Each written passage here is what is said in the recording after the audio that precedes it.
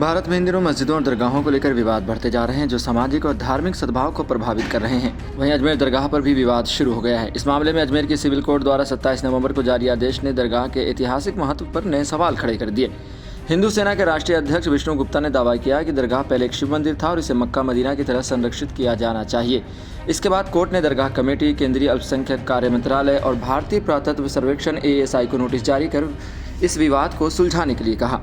इस आदेश के खिलाफ और भारतीय संस्कृति के संरक्षण के पक्ष में कई प्रमुख पूर्व नौकरशाहों, राजनयिकों और उच्च अधिकारियों ने प्रधानमंत्री नरेंद्र मोदी को एक पत्र भेजा है, जिसमें उन्होंने इस फैसले को भारतीय सांस्कृतिक विरासत पर वैचारिक हमला करार दिया।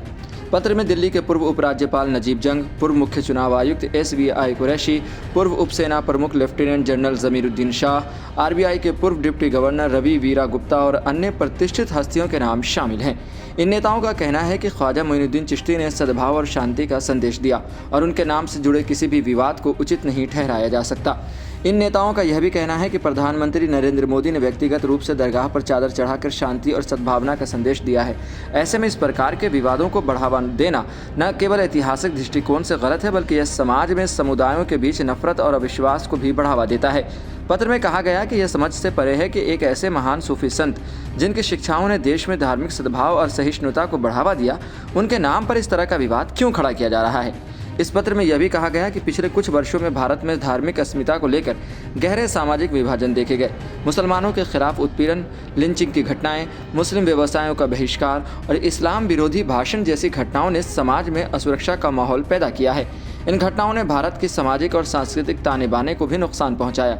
इसलिए पूर्व अधिकारियों ने प्रधानमंत्री से यह अपील की कि वे राज्य सरकारों को संविधान और कानून का पालन करने के लिए निर्देशित करें और सुनिश्चित करें कि धर्मनिरपेक्षता, भाईचारा और सांप्रदायिक सद्भाव कायम रहे। पूर्व राजनयिकों ने इस पत्र में सुझाव दिया कि प्रधानमंत्री को धार्मिक समरसता को बढ़ावा देने के लिए एक सर्वधर्म बैठक बुलानी चाहिए, जिसमें विभिन्न धर्मों के प्रतिनिधि, राजनीतिक और धार्मिक नेता एकत्र होकर भारत की सांप्रदायिक सद्भावना के पक्ष में एकजुट हों। यह बैठक धार्मिक एकता का संदेश देने के साथ ही देश में बढ़ती असहिष्णुता और नफरत की राजनीति के खिलाफ भी एक प्रभावी कदम हो सकती है। इसी प्रकार के कदम से प्रधानमंत्री सरकार का यह संदेश जाएगा कि उनकी सरकार सांप्रदायिक सद्भाव और राष्ट्रीय एकता को प्राथमिकता देती है और भारत के धार्मिक ताने बाने को नुकसान पहुंचाने वाली कोई भी कार्रवाई मंजूर नहीं करेगी। पत्र में यह भी कहा गया है कि इस समय भारतीय समाज को सद्भाव और एकता की दिशा में आगे बढ़ने की आवश्यकता है और प्रधानमंत्री के नेतृत्व में ही यह संभव है। अजमेर दरगाह के सर्वेक्षण आदेश ने देश में धार्मिक पहचान और सांस्कृतिक धरोहर की रक्षा को लेकर एक नया विवाद खड़ा कर दिया, जिससे न केवल मुस्लिम और हिंदू समुदायों के बीच तनाव बढ़ गया है, बल्कि यह मुद्दा भारत के समग्र धर्मनिरपेक्ष सिद्धांत को भी चुनौती दे सकता है। इस पर व्यापक बहस और विचार विमर्श की आवश्यकता है, ताकि समाज में शांति और समरसता कायम रखी जा सके।